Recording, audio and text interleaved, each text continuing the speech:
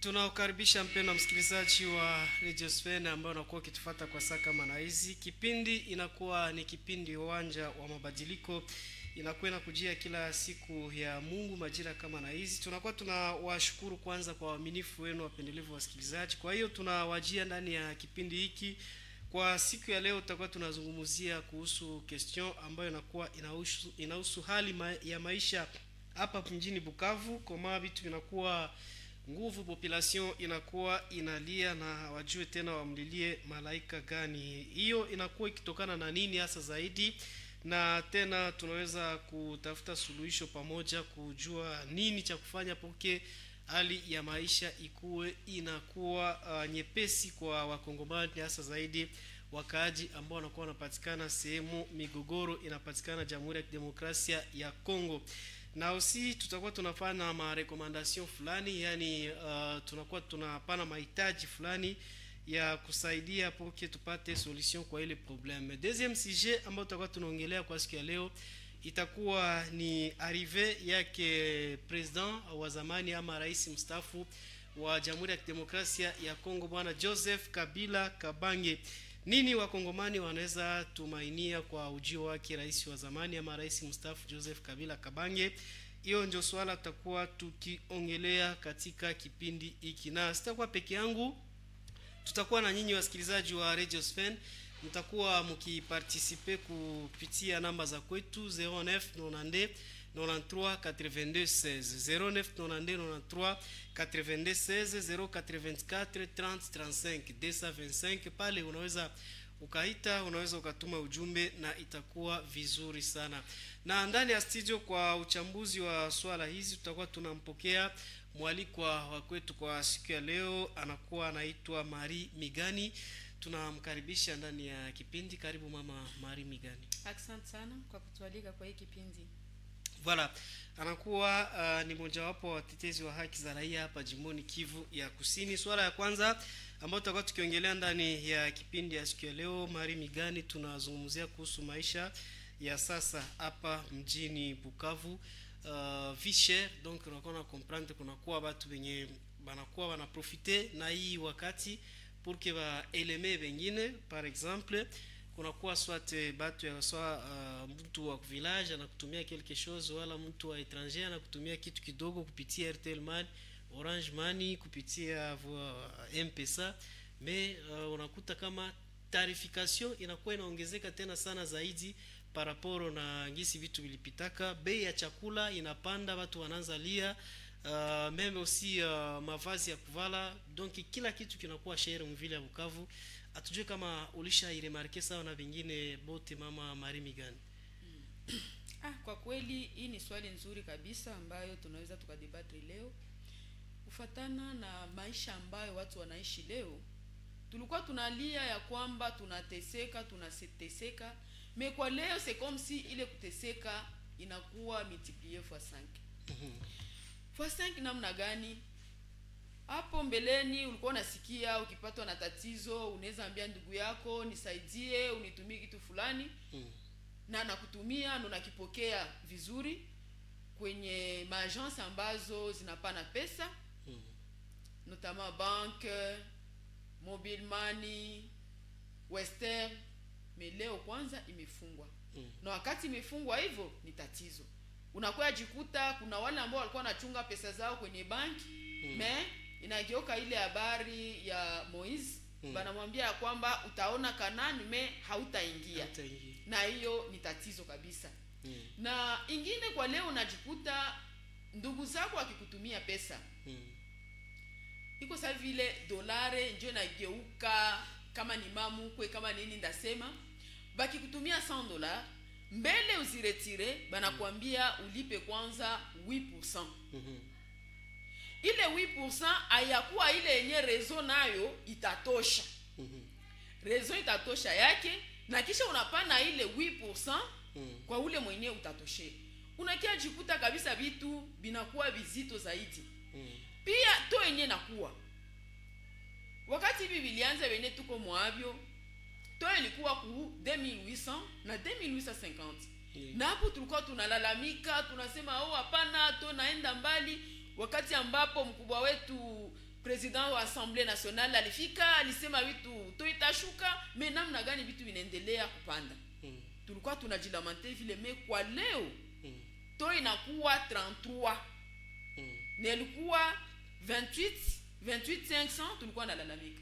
Sasa leo inakuwa 33, mambo inazofika zaidi tena na zaidi. Kisha unakia kuta avec ma famille zetu africaine. Wao tajigango wanasema niko mie bibi na bwana na batoto yako. Mais pour nous les africains haiko ka. Utakuwa na batoto ya shangazi, batoto ya muyomba, batoto ya dada, batoto ya kaka, unakia kuta munyumba ni pléthore. Kisha unakuta hali ya maisha nayo hakuna revenu. Hakuna revenu. Donc itaendelea kuaccentuer mambo ya banditisme. Jukilo mwata sema ndajipata, acha nifanye hivi, acha nifanye hivi. Isikie tosha tena wala ambao wanatuongoza kwa leo walitosha arete moya ya ba transporteur. Mina jimagine est-ce que bale ba transporteur batendelea kufanya kazi wala batafunga mikono. Kursi ya fuso inakuwaka majoritairement $30, $35, baki exagere ni $45. Kisha mwambie kwa kwenda na kurudia anapana $20. Kisha atauza carburant nini? Ataremetre nini kwa ule mwenye gari? Na yeye naye atajikuta namna gani juu aishi.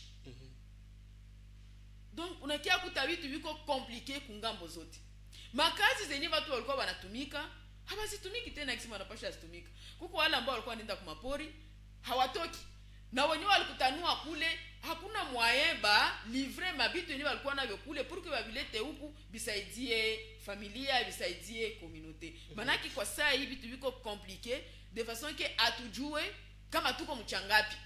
Mais au juste inaweza kuwa conséquence plutôt hapa avant kuzungumzia consequence ya ile yote, inaweza kuwa chanzo kabisa msingi ilianzia wapi mpaka maisha kwe tunafikia hapa kwenye tuko hapa surtout mvile ya Bukavu, mais aussi haiko tu vile ya Bukavu juu quelquefois ma village aussi zinakuwa zina dépendre na ville, soit tuseme Kamituga, Baraka, kuna tena ile ma liaison entre zile maparti. En tout cas cause inakuwa ni nini mama Marimigani?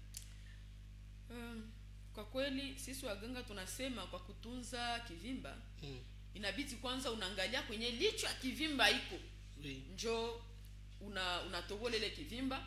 Na ukisha tobola vile inabidi unatosha ile envelope yenyewe na kwa nafunikia ile busa pour que isikite na rudilia. Na chanzo kwanza ya hii ni makor.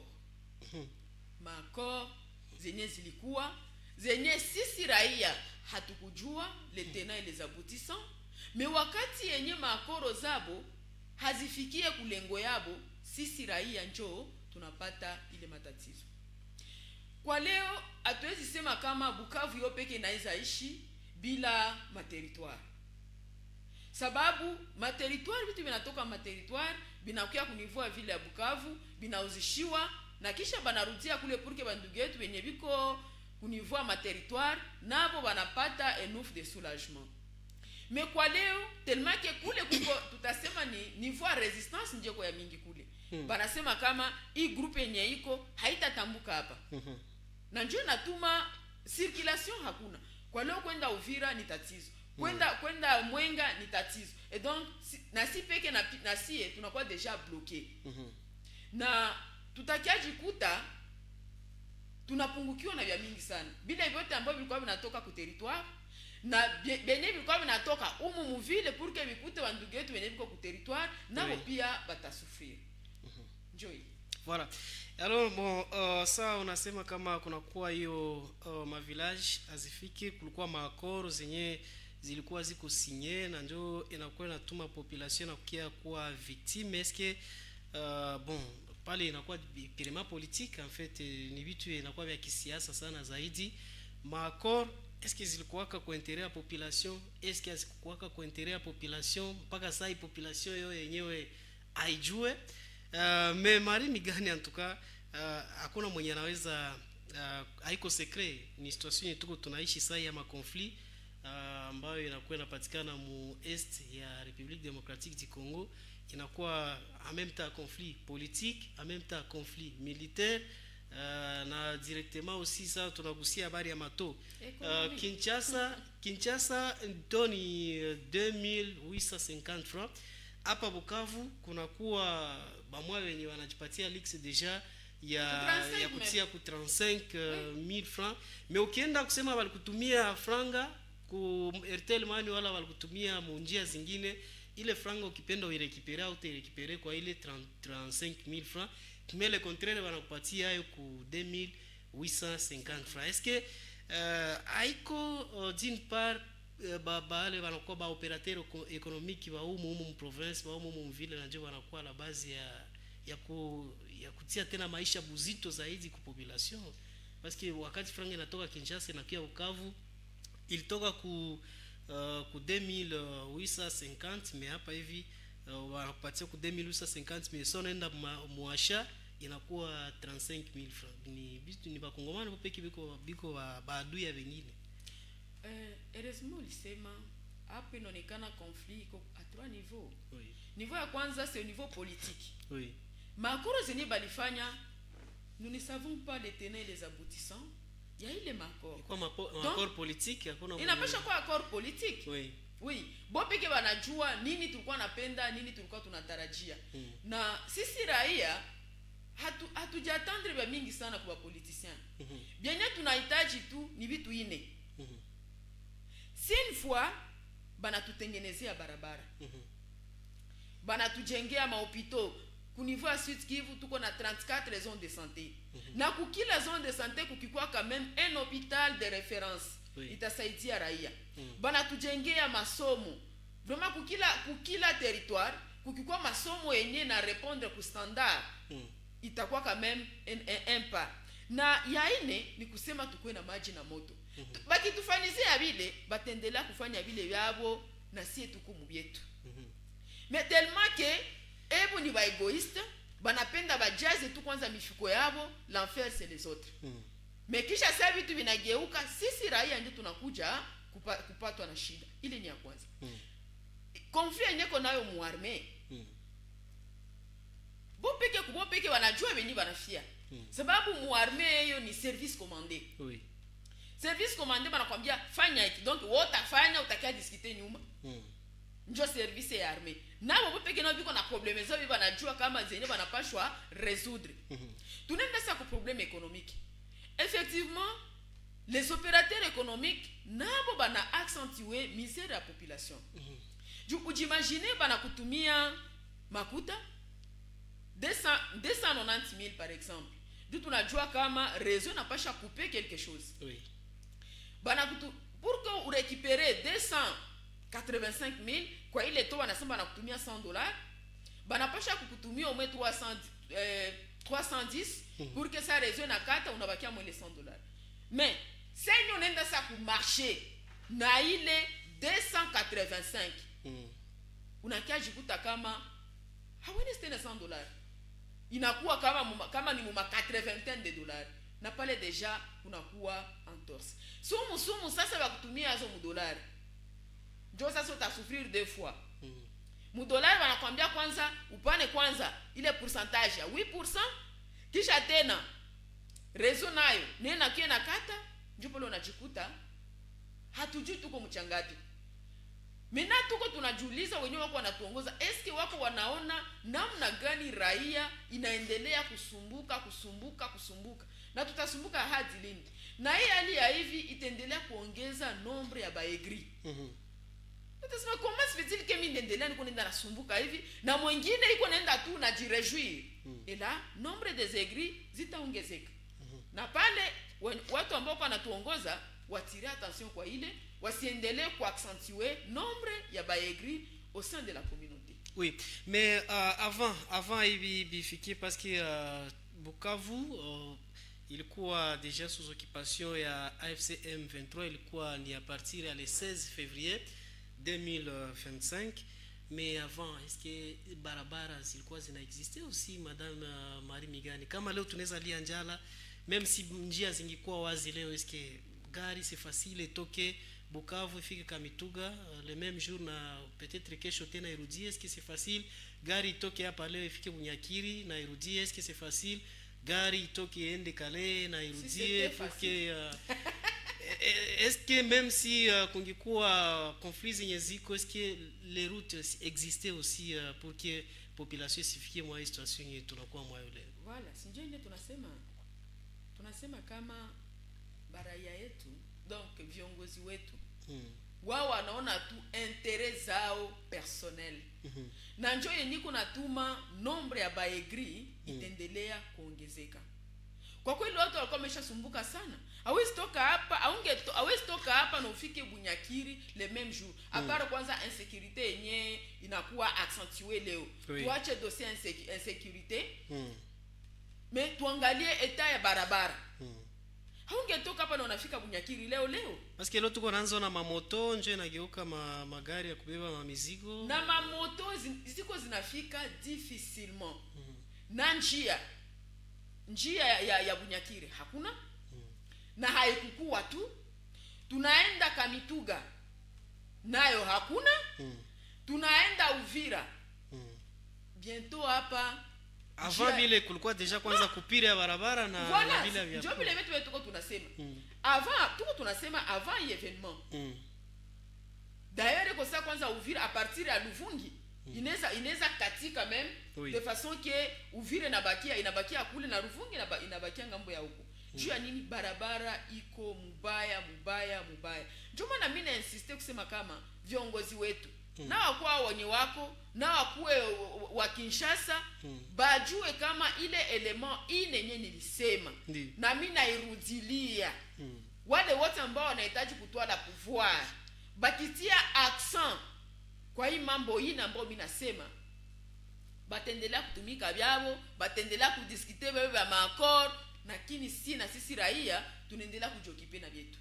Juu unakiaji kuta province yetu, pays yetu iko na terre yenye iko arabe. Yenye unatupa meme maragi ya kuoza inaota. Na ilombe hata engrais chimique. Et donc bale bote balikuwa na nia ya kulima. Hata kama analima bitakuwa ekule namna gani? Tunatola bandugu yetu ya Shabunda. Bini balisha sumbuka de gouvernement. Haiko leo njo walianzali ya barabara ya Shabunda. Nasema de gouvernement. Unakia kuta chakula kule, chakula iko mingi de façon que même kulima inaba dégoûter. Banajikuta ulivuna bingine binaozea pale. Juu kulima haiko simu unalima juu tu ya tumbi yako. Ni kulima una produire inakusaidia kuzingine mabesoin na inakusaidia pia kukula. Mi wakati yenye unalima unajikuta bile benye unalima binakuozea hapo. Habitakupatia tena courage ya kusema tena ulime. Juu ya nini? Hakuna barabara. Kule kuko watoto wenye waona kata gari. Juu ya nini? Barabara hakuna. Na ule mwenye atasema ishako na gari ni mwenye ko limite na Kindu na donc na Manyema.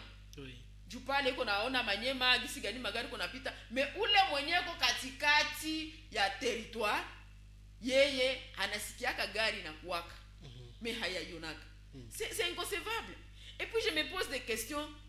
Depuis la nuit du temps, tout qu'on a ba député, Benibiko élu ba Shabunda. Oui. Pourquoi wakwaki bana marcher par rapport ya ile pour que kukwe quand même njia yenye kuwe accessible. Voilà. Parce que la kwa déjà législature ine bakongole biko napita kwa élection na à chaque fois kuna kuwaka watu biko na kwa eli kule ma territoire zote presque, mais est-ce que résultat inakuwa aussi gani? Kama tunakuelewa bien mama Marie Migani, ça veut dire que situation yetu tunapitia leo, c'est vrai, peut-être hali ya insécurité ndio ilikia weka wazi venye vilikuwa nafichikana, mais en quelque sorte aussi kuko irresponsabilité aba Congolais wenye walikuwa bako wanaongoza nchi paske abakujenga mabarabara. Mabarabara zingikuwa city mwezi na existe, labda maisha ingi peze sana sana kwa Kongomani leo, comme tunakuwa tunaremarquer sur le terrain. Njo ile kabisa. Voilà. Merci beaucoup. Ilikuwa ni mama na tungali naye ndani ya studio, mama Marie Migani. 0992 93 82 16 0992 93 82 16 pour que u contribue ku thématique ya kwetu. Tunakuwa tunazungumzia kuhusu visher muvile ya Bukavu. Sawa vile muko munairemarke nye bote, kupata muogo inakuwa shida, kunakuwa majamaa zinaanza lalia bui, na abajue meme ata kupata ile bui itakuwa namna gani. Alors tushazungumzia cause, tujue mama Marie Migani tunaweza entamer, même si ulienda na igusia en quelques parties, en quelques morceaux, mais maintenant les conséquences ya hii vie chère muvile ya Bukavu inaweza kuwa nini? Oui, conséquence ya kwanza nilisema na nilikuwa nishaisema, ndio itaongeza nombre ya baegri. Baegri batakuwa bamingi, na baegri bakisha kuwa bamingi, insécurité itaendelea kuwa juu ya insécurité. Ya pili, même si viongozi nao wataendelea kutuongoza, na wenye wako Kinshasa, zamiri zao pia nazo zitaendelea kuwastaki, sababu wanasema kwamba zamiri ndio polisi wa kwanza wa mtu. Hii wenye Wakongomani wako wanapitia kwa leo. Unaanza jikuta mtu yuko nakosa même 500 francs. Tunatwala bale wenye walikuwa naiba par exemple mamizigo. Zile magari tenza kuleta mamizigo haziko. Alors que pale ndio alikuwa anafanya gari kikuya, anapata namna gani atabeba mzigo pour que batoto bakule. Tuko na mafamilia zenye ziko nombreuses. Unajikuta donc hali moya yenye itajiaccentuer sana tena sana, na magonjwa itakuwa tena ya mingi zaidi. Na parapora aina magonjwa kwa consequences zenye tutavivre leo ni maladie mentale. Traumatisme inakuwa. Oui, traumatisme iko ya mingi. Et donc Sozame itajitayarisha kupokea wagonjwa wengi sana. Ya pili ni maladie chronique. Na parmi maladie chronique tutakuwa na nombre élevé ya hypertendu, tutakuwa na nombre élevé ya diabétique. Puisque stress iko ya mingi. Unakia jikuta huku na batoto banasoma bakigonjwa, kwa mganga kukwaka aseme unisaidie juu leo niko Kristo. Kwa mganga na kwa kashikashika nyamba. Unakia jikuta mtoto anagonjwa, banakwambia ulete kwanza consultation, hauna. Unaweza kwa ulipata zile za consultation, banakwambia ma examen, unakia jikuta nombre même, montant même ya examen, inakia fika ma $200, ma $250. Unajua sasa ndenda kule ndenda fanya nini? Ndabaki hapa na mtoto wangu. Unaona kisi gani mtoto yuko nakufia mikono. Pale kichwa ya kutingizika. Kichwa na kutingizika. Unakuja jikuta kumunivua ma maternité, balikuwa sema kama maternité kwa bure. C'est bien kwa bure. Mais kwa leo kuna kuta structure yenye hakuna hata oxytocin. Alors que ku maternité ile dawa haipashi kosa. Juu ya kunini ya kuarete hemorrhagie yenye mwanamke inatokaka. Sasa kwa ile maternité kwenye hakuna ile dawa, ba mama watendelea kuzala namna gani? Tutendelea kukufa na maanisha inakuwa shida.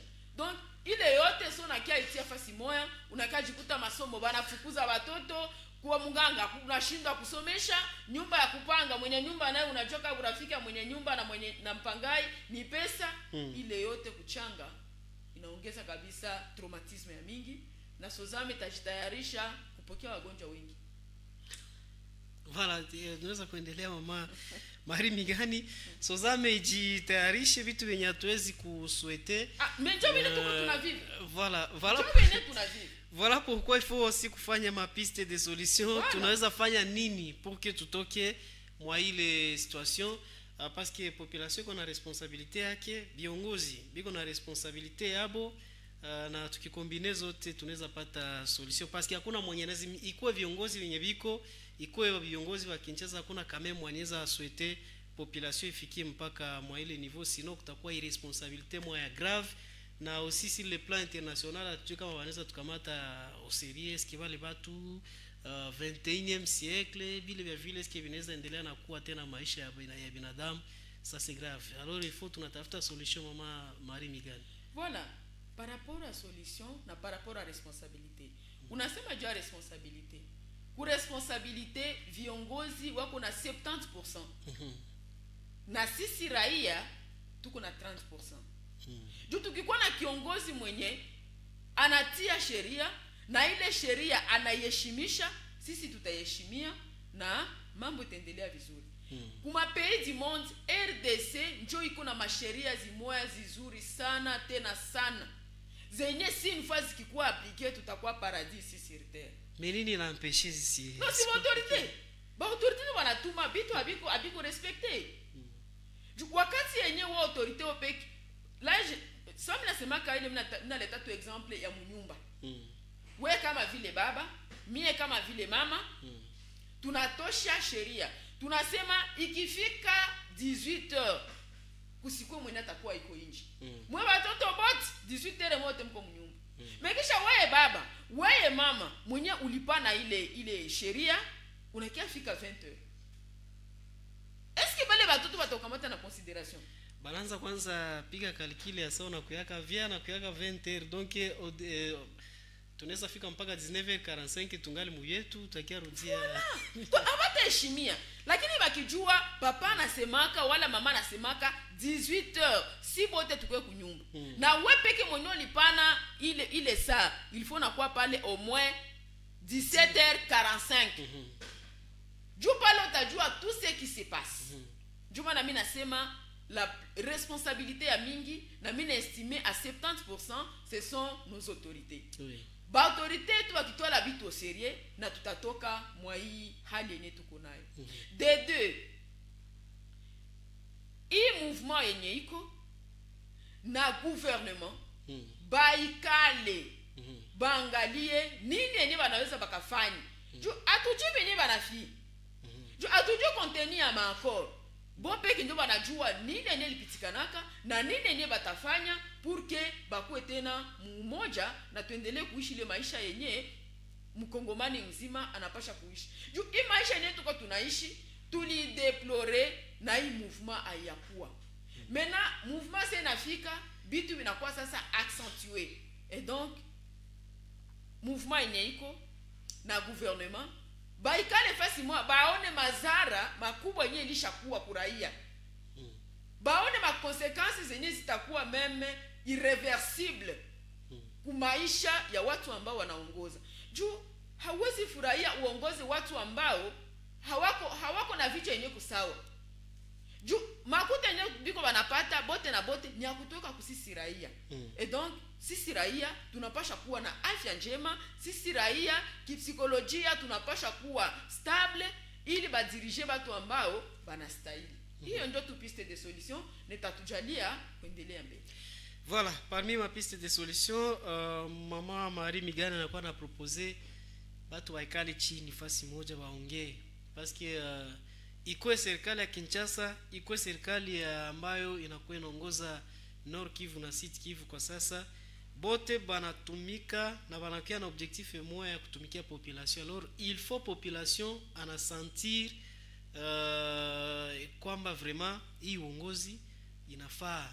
Il faut kukala fasi moja kutafuta solution. Kama ni Kinshasa, kama ni AFC M23, donc tujue nani mwenye atakuwa pale kwa ajili ya kutumikia raia. Mais tunakuwa tunasubiria tu, entre temps tunajua doa maongezi inakuwa inaendeka gisi inaendeka, kwa watu wanatia ma exigence zabo na wengine wanakuwa wanatia ma exigence zabo. Mena hiyo itakuwa inatupermettre aussi tu ingi katika sujet ya kwetu ya pili ambayo inakuwa inasema kuhusu kufika kwake rais mstaafu wa Jamhuri ya Demokrasia ya Kongo Joseph Kabila Kabange huko mjini Goma. Inakuwa inasemeka kwamba alifika kupitia vyombo vya habari vya kimataifa sawa vile wandugu ya RFI. Même si bon service ya communication yake rais mstaafu natumika service inatumika tu jusque là tuje atuona photo yenyewe na filtre ya kueleza si réellement Joseph Kabila alikuwa iko Goma wala hapana, me yenyewe nasemeka ni kwamba alifika mjini Goma. Matumaini gani wakongomani wote kwa ujumla na kwa upekee wale ambao wanakuwa wanaishi katika sehemu ambazo zinakuwa chini ya udhibiti wa AFC M23 banaweza kuwa nayo, parce que en quelque sorte tuwezi negliger wala kupitisha inaperçu kufika yake president Joseph Kabila Kabange mu parti moja ya inchi, parce que aliongoza inchi pendant 18 ans quand même. Il faut watu wanakuwa wana reconnaître ile. Asante kwa hiyo swali. Sasa nilisikia commentaire ya mingi juu ya arrivée ya rais mstaafu ku niveau ya Goma. Mimi nikajiuliza, yeye alikuwa rais muda wa miaka 18. Eske haruhusiwe kutembea mwinchi yake? Njoo kwanza nilijiuliza, apart ma commentaires zingine, mimi najiuliza eske haruhusiwe kutembea? Inabidi abakie tu fasi moja. Bon, ile ni swali yenyewe mimi sijue nani mwanaweza nisaidia kujibia kwa hayo. Mais wengine wanakuwa wanatraite bon kufika mwinchi sio probleme, mais banajiuliza juu ya nini alishwazir este na precisement vile ya Goma, parce que tukirudia nyuma mu histoire mu propos za rais wa sasa, parce que tunakuwa na rais ambaye aliachia Félix Antoine Tshisekedi madaraka ilikuwa le 24 janvier 2019, passation civilisée. Anyeba kongomani walikuwa wana réclamer kila siku, tunapenda tuone president mwenyewe anatoka na mwenyewe anaingia, wanaachiana madaraka, na ikafikia ilikuwa ni entre Joseph Kabila na Félix Tshisekedi. Alors à un certain moment Félix Tshisekedi akatraité Kabila kama anakuwa nyuma ya mouvement AFC M23, na njo peut-être le kufika yake anafikia kueste ile interpretation pale. Kufika sio mbaya, lakini pourquoi este précisément Goma? Voilà. Kwa gisi nilielewa Kabila. Kabila ni mtu mwenye asemake. Na siku yenye atasema kila umoya anatiaka lisikio asikie atasema nini. Na kwa analize zangu ni kuona ya kwamba wakati baliachiana ile makuvwa, kuna pasha kuwa kitu kienye kilipitika. Na kile kitu kienye kilipitika inaonekana kama kuko mwenye hakurespekte akoro yabo. Tunarudia tena pale kwa akoro. Oui, tunarudia tena pale kwa akoro. Juu maandiko yako wazi. Maandiko matakatifu mu Proverbe 28. Inasema kama mfanya mabaya anakimbia na hakuna mwenye anamkimbiza. Lakini mwenye haki anasimama kama vile un jeune lion. Et donc le fait ya kufika kule na kuna kwa ma commentaire, manaki inaonekana parmi ma engagement zabo kuko vitu vyenye bilikuwa paraporo ya ile inaweza sisite aendeleshe kusema kama ya quelque chose derrière ça. Puisque si ba kongomani tuko ba expert kusoma barua mwa envelope na au yafungula envelope mwisha jua le contenu ni nini. Mais minjo wazo yangu hii juu wakati yenye mimi na wewe ndio tulikuwa tunaongea. Et après unaona mimi naenda kwa ile eneo ile ngambo ya yenye tulikuwa tunaongelea. Est-ce que nous utakuwa tranquille? Kwa shida sana. Hautakuwa tranquille. Utasema est-ce que réellement ile ni exemple ya una maladie chronique, unakuwaka complication ya impuissance sexuelle pour les hommes na frigidité pour les femmes. Et donc, wewe mwanaume ukishakuwa mwa ile ka ya impuissance sexuelle, kisha unaona bibi yako iko na simama na un jeune homme mwenye ko fort sexuellement, je vous dis utakuwa na amani. Utakuwa tunajiuliza est-ce que ule mwanaume hakuri derrière ma femme vraiment, même si balikuwa wanaongea bingine vya maisha nini, mais par rapport à la situation yenye yeye konaishi anaanza jitia yako ma question. Ndio maana mimi nasema kama peut-être muma engagement zabo muma koro zabo mulikuwa baliongelea vya vile, na kisha anaona mwenzake anaenda ile kote kwanza ya kwenye bale batu biko, ndio maana naleta hili puisque bote na bote hatujui lenye luko. Kakaangu ukisema 100 divisé par 5 égale combien? 100 divisé par 5 donc kila mtu anakuwa na oui, sema tu bana tuseme mtu wala makuta. Voilà. Tunasema tu 100 divisé par 5 égale 20. Égale 20. Oui. Mais ça une autre asema sasa $100 divisé par 5 personnes. Inakuwa autre. Inakuwa autre. Kutakuwa hata toka 5. Kuna kwa wa 20 wa 40. Oh, minjo nilianza kwanza copie. Oui. Non, minjo nilikuwa chargé na communication. Non, c'est moi le plus âgé. Non, c'est moi qui a mis. Et donc bile vyote unakaji kuta wa mwisho anapata $5. Est-ce qu'on a le mwenye alipata $5 atendela kugarder secret? Non. Ndio vile tuko tunaishi leo. Et donc biko makope zao za kujua huyu atapata hivi sana kiajikuta mbona vile vile tulisema mimi si retrouver. OK, je me révolte. Ndio vile tuko ndani. Voilà, donc kuna kwa kwanza donc kila inakuwa surtout sur le plan politique ndio hivi vitu vitakuwa vinachezeka parce que Kabila quand même ni mtu aliongoza hii nchi pendant 18 ans na bakongole wote wanajua kama alifanyaka nini 6 ans après qu'est-ce qui est venu. Mais est-ce que Mari Migani Kabila anaweza kuwa menace kwa hii nchi en quoi? Parce que d'une part on peut comprendre mubatu wenda labda kuko wanaweza intervenir hapa, alifanyaka 18 ans yake nini tena nakia tafuta juste kufika mwinchi.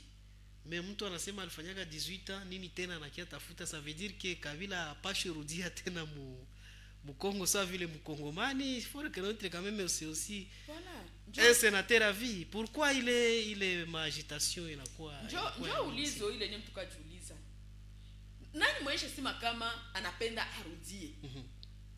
Sijui tunasema watu biko nasoma barua mu envelope. Est-ce que uko konyesha prononcer aseme tena anakia tena arudie? Ba politiciens biko na strategie mingi. Unaweza kuwa haiko yenjo mwenye iko, me ule mwenye iko pale yenji kuna mudirije. Utajua makoro zao. Oui. Donc, yanaweza kuwa iko natumika sous l'ombre na ule mwenye iko pale iko sous sa bénédiction. Oui. Ile utajua. Et donc, tuache kuanza tia mabitu en avance, tuanze commenter vitu yenye naye peke kwanza hayasema na hatujue nini yenye iko kule nyuma. Mais aussi notre constitution par rapport à ile tukisema tuangalie ma texte, notre constitution iko miwezi. Non, haiko wazi. Iko miwezi par rapport à ile. Puisque inasema mandat ya président de la République iko une fois renouvelable. Ndio tunasema une fois renouvelable. Est-ce que nikipostile leo mimi nafanya 5 ans yangu, mimi na postile tena mnafanya 5 ans, est-ce que c'est fini? Est-ce que c'est à vie? Ile ndio napasha na kuwa bien déterminé. Est-ce que anaweza acha 3 mandats na pita kisha tena na tena postile? Notre constitution est miwet par rapport à ça. Ndio mimi tatizo ile tuko nayo. Na ndio kwa maana wakati ambapo gouvernement tulikuwa nasema changement de constitution. Bo peke yao kwa wanajua kwanza kama biko munini. Quelquefois changement de constitution, quelquefois révision de la tout comme nini. Est-ce que nous voulons changer? Est-ce que nous voulons réviser? Si nous voulons réviser, quels sont les articles que nous devons réviser? Si nous voulons changer, quel est le soubassement? Yene na tout changer. Voilà. Alors 18 ans Kabila tukiangalia bien parce que hatuwezi falsifier quand même histoire ya inchi. 18 ans ya Kabila alichukua madaraka 2001. Nchi ilikuwa bon juste après assassinat ya mzee Laurent Désiré Kabila, akachukua madaraka na akakala pale, puis kukakia gouvernement 1+4 après migogoro ya mingi parce que nchi déjà ilikuwa iko divisé. Bon, il ilikuwa sur le plan militaire, haiko sawa leo inakuwa sur le plan politique et militaire à la fois, mais nchi politico militaire voilà. Donc nchi ile wakati ikakuwa inagawanyika kabisa, na ilikuwaka jukumu kwa watu wote kwenda mena ku gouvernement ya transition ambayo ilikuwa ya 1+4, na tukaenda kwa election 2006. Kabila akapita comme président de la République na akaanza ongoza jusqu'en 2011. Ingine ma elections zikakuwa ziko organize, akapita tena comme président de la République. 2016 kukakuwa madeba ya mingi sana, mimi nakumbuka mwele ma periode muma assemblée bikakuwa ma agitation, est-ce que leo discours à la nation atajiprononcer, est-ce que atakuwa tena candidat wala hapana. Minoza ba policiers mingi wangali wana maîtriser les habari. Alors ikafikia mwele ma agitation hali ikakuwa mbaya zaidi, menchi kaenda mu ingine gouvernement ya transition tuseme ya 2 ans avec Kabila à la tête, na wakati si c'était Bruno Tshibala wala nani pale mimi sikumbuke premier ministre, ikakuwa gouvernement union nationale ya kuprepare nchi kwenda mu ma election 2018. Président Félix Tshisekedi anakuwa élu comme président de la République, na bingine bikakuwa mkakuwa ma évolution sur le plan politique, ma FCC cash sijue bikakuwa binavurugana mu assemblée, ila fali ba fabriquer saa gisi bingine banakuwa wanaisema majorité mu assemblée, ikatupatia union sacrée na njoo tunakuwa nayo leo. Ce sont les mêmes acteurs benye balitoka depuis 2001 tunafika mpaka 2025 leo, ni bale ba acteurs politiques ndio biko pale 6 ans après inchi ilikuya parce que bon kama tunaweza sema watu waligere inchi. Vital Kamerhe c'est un fils wa Sud Kivu, alikuwa na Kabila pendant longtemps.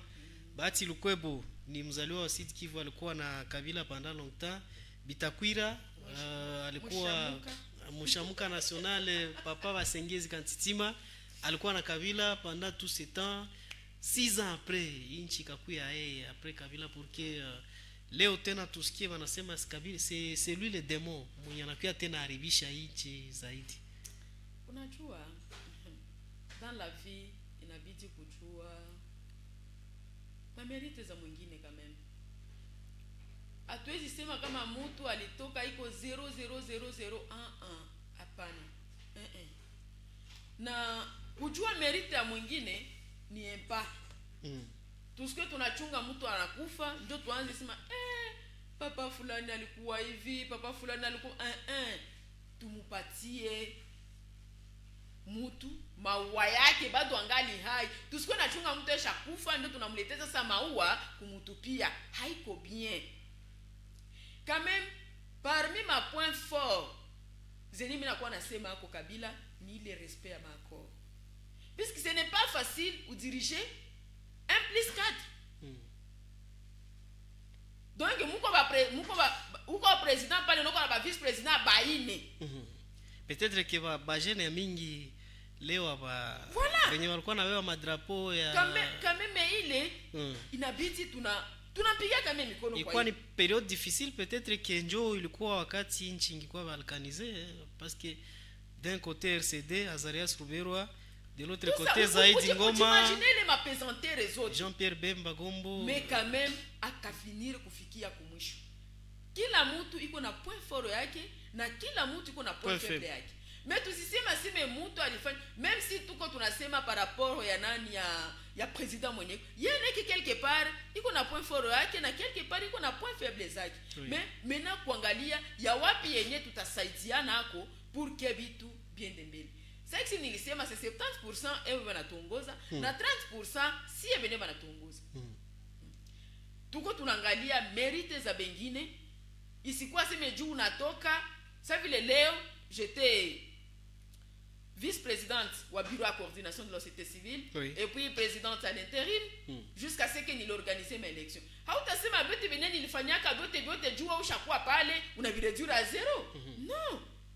Kuko kama benye nilifanyaka bya kuavancer na kuko benye nilifanyaka benye abikuzaka avancer. Na pale ni kwa mjibu wako mena ukia corriger pale kwenye mwenzako alikuwa anaharibishia. Voilà. Na benye alikuwa anafanya vya mzuri una accélérer continuité de l'état ambao wanakuwa na ndio problem yenyewe tunakuwa nayo leo. Tunawazaka mimi Mari Migani nikishaingia pale bila vyote benye mwenzangu alifanya mimi navifanya table rase. No, ni kuangalia bila benye alifanya ya wapi yenye aliongoza vizuri yenye tunaweza sasa kuendelea mwa ile elan yenye alianzia hapo. Na ile yenye hakuweza kufikiria namna gani tunaweza tukafanye ili tuisongeshe mbele. Lakini façon yetu ya sisi wa Kongomani kutumika vraiment haita tusaidia kwa avancer, tutendelea kwa tu tuna tourner autour. Hawezi niambia kumanda ya 5 ans utasema utafanya bitu na kisha unakajikuta ile mande na kia pita hakuna kitu. Wewe tena batachekea. Et donc ni kuangalia nini mwenzangu alifanya ya mzuri yenye tunaweza endelea mwa ile elan, nini yenye kwenye alikuwa anataka jikaza me hakufikiria lengo, namna gani tutaendelesha ili population yenye tuko tunadirige ipate enough de soulagement. Voilà.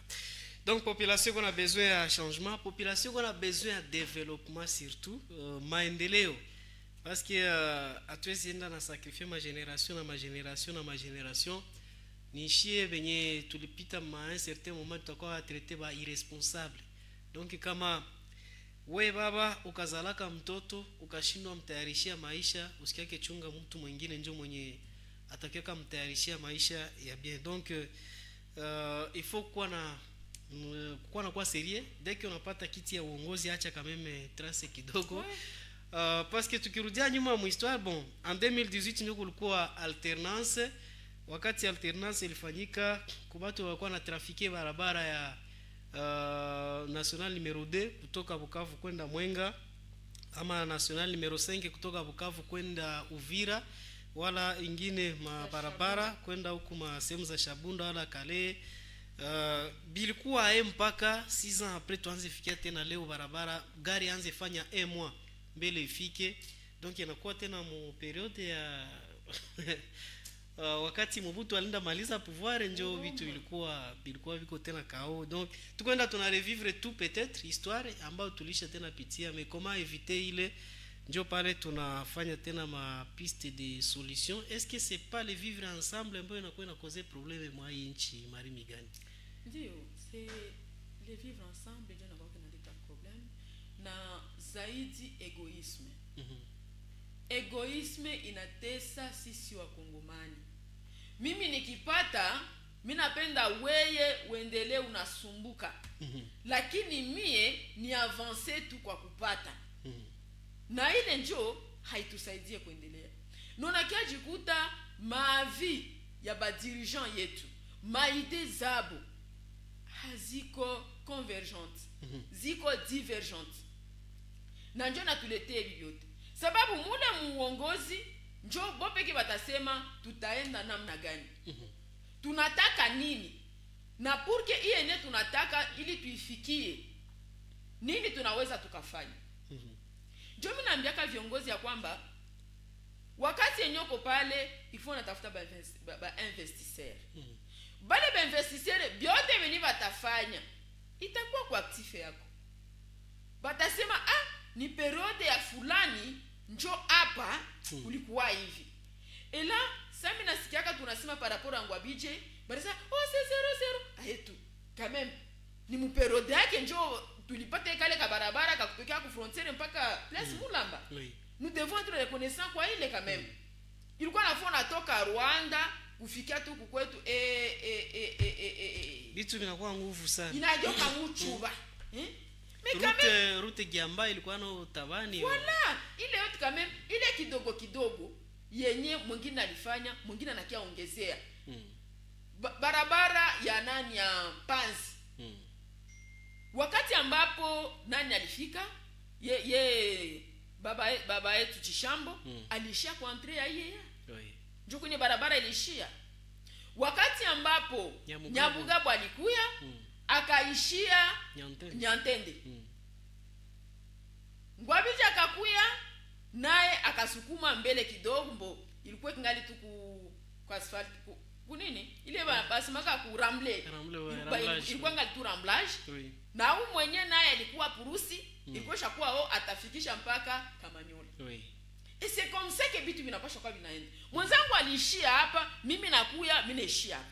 Huyu mwingine anakia na anaishia hapa. Meka meme wanakuwa wanaangalia gisi ya kupunguza wakati parce que quelquefois kuta barabara inakula 3 ans ilipasha. Si ndio lote tuko tunasema inabidi wakati yenu unaenda unaenda mu esprit unasema qu'est-ce que je vais faire au juste. Jukuko mwenye anaweza kuwa pale na ajui nani anaweza fanya. Biko. Uko na haujui unaweza fanya nini. Mais mtu mwenye kuna objectif. Babangu anasema kama heritage ya mzuri ni masomo. Juu masomo hakuna mtu kunyang'anya nayo. Masomo hakuna mtu kufuatilia nyuma ya hayo. Hapata sema wao unjo walipatia vya mingi, unjo walipatia vya kidogo. Akili yako ianze tumika. Na mimi nasema que kuongoza haiko nguvu sana. Kuongoza ni strategie. Oui. Ndiyo. Kuongoza ni strategie. Juu haiko wanje mwenye utakuwa uko huku. Uko pale kuna ba ministre wako. Kila ministre iko na service technique yake. Na kila umoja unapaswa mfuatilia kiupekee. Hapana kubakilia tu au conseil des ministres. Non. Unaenda ku service fulani, ministère fulani, muniambie nini aindeki. Comment est-ce que nous pouvons faire pour avancer? Hapana kuchunga tu ile mu conseil des ministres. Unaona? Na pale ukishapatia mtu kila mtu responsabilité yake. Sasa nataka je vous donne l'exemple wakati nilikuwa présidente ya société ya bureau de coordination. Oui. Bureau de coordination inapasha kuwa utie na ma informations zenye zinatokea kwa noyau. Ma informations zenye zinatokea kwa noyau, donc noyau urbain, noyau communaux na noyau territoriaux. Oui. Wakati ni banaleta maelema njo pale sasa bureau de coordination inakuwa nguvu. Na ça inasema vraiment ina refléter réalité ya terrain. Maintenant ça me donne ça, oh vous les bureaux de coordination, vous faites comme ça, OK, est-ce que vous avez déjà donné les rapports? Vous avez déjà donné les informations, itakuwa comme soubassement. Et là, on a dit que OK, donc moi aussi, je n'ai pas fait ce que je devrais faire pour faire avancer le bureau. Oui. Nanjo il est là. Baki kwa na chungia tu ma information au niveau du conseil des ministres. Pita vite endelea. Lakini wakati ni kila mtu anajua, ça c'est ma responsabilité. Et si je ne le fais pas, minjo mwenye watatupia majiu. Kila mtu atatwala hatua na kuendelesha na wewe mwenyewe kukichwa sasa sio na centraliser, unaona unakuwa nguvu. Voilà. On a constaté aussi que beaucoup de ministres walikuwa immobiles, Marie Migani, parce que imaginez ministre national pendant tout un mandat alifika tu province tatu. Qu'est-ce qui se passe maintenant mwele ngine 23 provinces ambayo kuweza kutembelea, donc inakuwa jungle total, kila mwana anajifanyizie kisi anataka. Juu atenda tu mbeba tu rapport. Unajua rapport yenyewe unapokelea mu bureau na rapport yenyewe wewe peke ulienda ku terrain, c'est différent. C'est différent. Tuko una 26 provinces. Wewe uko ministre national, unafika tu mu 3 provinces. Est-ce que tu as dû sentir que réellement tu es responsable na ile ministère yenyewe uko nayo? Non, tu es irresponsable. Na wewe sema kama unasaidia nchi kuendelea. Lakini wakati yenyewe una planifier, unasema je suis si ministre, quand même chaque après 3 mois, mimi napashwa pita mu chaque province pour s'assurer na ma déroulement ma kazi yenye iko par rapport à mon ministère. Non. Voilà. Merci beaucoup. 09 92 93 82 16 09 92 93 82 16 084 30 35 225 09 92 93 82 16 084 30 35 225. Voilà, compte tenu na yote atujue bon ma recommandation deja kuhusu sujet ya kwanza ulikuwa unazifanya sujet ya pili ilikuwa juste commentaire parce que inakuwa inahusu arrivée yake rais mustafu Joseph Kabila Kabange. Comment mnakuwa mnainterpréter population parce que muko na nyie batu au-delà ya shi kukuwa ku micro saa hii, wenda labda kuko bengine venye wako wanatufata benye banaweza kuwa na mapendekezo zao zenye banaweza pana. Nous sommes tous congolais, les pays nous appartient tous. Sasa kisi banakuwa wanaisema na wewe uko na contribution unaweza fanya juu ya nchi. Donc haiko tu kusema neno ya injili haleluya ame na vinapita, basi kamata ku decision juu yako, na wewe uko mtu mzima unajua refleshir bila kupana usima wazo yako inaweza kuwa shida sana. 0993 084 30 35 225. Tuliongelea sujet ya kwanza ambayo inahusu vie chère mu ville ya Bukavu, tukazungumzia cause, tukasema consequences za hayo aussi, tukapana ma recommandation pour que tupate solution kwa ile shida. Donc unaweza contribuer vile mwa ile point tatu. Wakati unakuwa unapana maoni yako unasema donc tulifikia pale ae tunaweza fikia mpaka mwa hii niveau tuko. Kwa hiyo saa hii responsabilité ni ya nani? Unakuwa unasema aussi piste de solution, tunaweza pata solution ae kwa ile shida. Deuxième sujet, arrivé yake Joseph Kabila ambayo ilifanya kabisa débat kwa réseaux sociaux, mu quartier, mu avenue, parce que c'est normal. Mtu mwenye alikuwa president de la République pendant 18 ans, c'est wakati banasema tena jina yake hayakufa ngali mzima. Kwenye tunazungumzia ba Laurent Désiré Kabila na balishaka kufa kifulia, sasa mwenye yuko mzima anaweza kuwa naye anayua vitu vya mingi sana kuhusu hii nchi. Mtu mwenye anajere kitu pendant 18 ans, c'est normal akwe anajua siri ya mingi ya ndani ya ile kitu alikuwa anaongoza. Donc hatuwezi acha ipite na persi. Alors troisième sujet ambao tutakuwa tunaongelea mwa hii kipindi na kwa inahusu federalisme ambayo ilikuwa proposé na Olivier Kamitato, anakuwa directeur de cabinet wake Moise Katumbi Chapwe. Kwa comprendre federalisme, mama Marie Migani, namna gani watu wanaweza kuelewa uongozi ya nchi ya Jamhuri ya Kidemokrasia ya Kongo kupitia system ambayo inakuwa na sema juu ya federalisme, c'est quoi au juste kwa kuelewesha wakaji wa mji wa Bukavu? Par rapport à federalisme ni kusema kwamba kila batu bajidependre bopeki. Et pourtant kuko ma province zenye ezo vraiment aziwezi jibeba. Kuko ma province zenye aziwezi jibeba, tukue d'accord kwa ile. Na tukisema tufanye federalisme itakuwa kupenalize ma province zingine zenye haziwezi weza kujibeba. Pour moi, le Congo ça doit rester uni. Na kukuwa uni ni kusema ya kwamba makuta yote inatiliwa fasi moja, kisha banangalia namna gani banaweza kusiple ngambo nyingine. Metatizo yenye iko constitution yetu inasema juu ya péréquation. Constitution yetu inasema juu ya retenue ya 40%. Sasa nilikwambia kama tuko na masheria nzuri, lakini kuziaplike ndio tuziaplike. Mimi na kwake inani choquer kusikia mtu anasema baba kwetu no rétrocession haikui. Le mot rétrocession c'est anticonstitutionnel. Nulle part mu constitution banandika rétrocession. Mu constitution c'est 40% retenu à la source. Et donc kama nilipata $100, je reste avec $40 pour gérer mon entité. Na ile $60 je nenda ku niveau national pour que niveau national yangalie wapi kwenye kukotru zaidi kwenye banaweza funikia pour que ile unité iendelee konekana ndani ya nchi. C'est comme ça.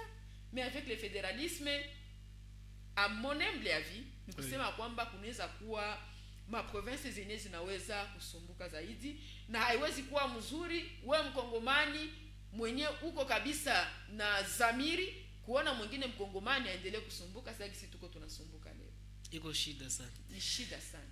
Donc itakuwa ni system ambayo inapeze sana, mais kwa kufanya federalisme ya riske ya balkanisation, parce que kuna kwa vingine wanasema kama ile na ouvrir brèche kwa balkanisation. Oui, effectivement, puisque kila mmoja atajikamata comme autonome. Atajikamata comme autonome. Et là, niliona bon, réseaux sociaux banasema kama il n'y a pas de fumée sans feu. Oui. Kulikuwa période moya batu ya Katanga. Banatia drapeau yabo, banasema kwamba République de Katanga. Oui. Maintenant kukisha kuwa ile inakuwa constitutionnalisé fédéralisme. Déjà itakuwa brèche juu ya balkanisation. Itakuwa brèche. Et là, nous soutenons notre président Mobutu en disant que le Congo restera un et indivisible et unique. Voilà. Donc inakuwa na madhara ya kwake hiyo fédéralisme, mais d'une part tunakia jirande compte kama système ambayo tunakuwa tuko mwayo, parce que ba politiciens wanayua manipuler ma texte za nchi na banajouer kufavere ya kwabo. Unakuta ma entité zimoya malgré hiyo retenir la source, mais kuna kwa nyingine système ya kwa instaurer ya retrocession na mbona nasema pale iko kinyume ya katiba. Mais est-ce qu'il nayo kwa inaingiza usiji vijembeshoka kuhusu maendeleo ya nchi, wakati unakona ikienda hakuna kurudia, banajipartager kisivilishia en même temps. Unakuta mabarabara zijengewe ma territoire, unakuta ma territoire za mingi ma village hazina maji, ma village hazina moto. Donc inakuwa kao ku population na wanawakia tu mwali ya maskini tu kila wakati. Ndio ile tuko tunasema hapa, tunatola tu mfano ya province yetu ya Sud Kivu. Est-ce que si province yetu ya Sud Kivu tunaweza lia kabisa? Tuseme kama tungelikuwa na wale watetezi wetu ambao wako consciencieux na bitu benye banaacha tunajua kesi ba politics abakwena haya takia kuta mtu alienda 5 ans, après 5 ans ndio anakia rudi na kisha tena anapenda tena apostuler. Ndio pale kwenye nous en tant que population nous sommes des naïfs.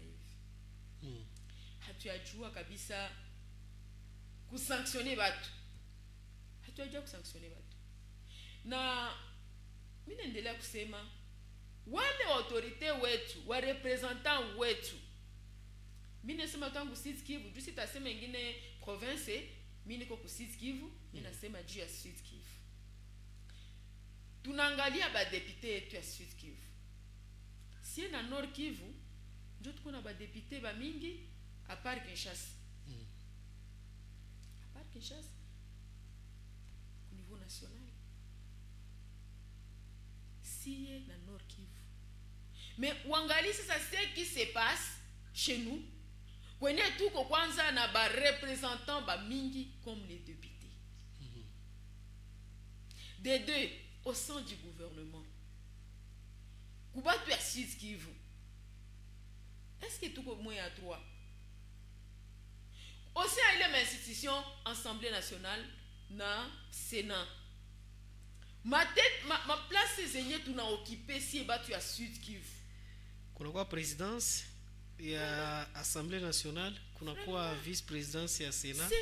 Mais avant pale kulikuwa présidence ya Sénat na aussi mu assemblée mulikuwa quelques personnalités ya Sud Kivu na mu gouvernement kuna kwa ma ministère clé za nchi zenye zinakuwa mikono ya Sud Kivu. Mungu atujalie bale benye banaenda kuturepresenter bakwe na roho ya kumwogopa Mungu, bakwe na roho ya kumwogopa Mungu, bakwe ba Daniel.